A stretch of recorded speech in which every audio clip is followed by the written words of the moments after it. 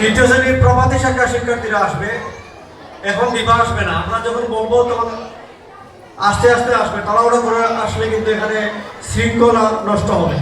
সবার জন্য উপহার রয়েছে, আমরা সুন্দরভাবে গ্রহণ করব।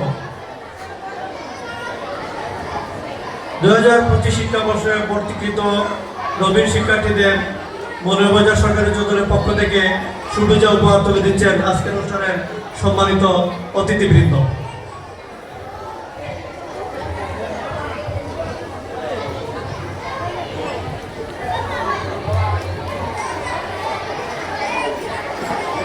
কেন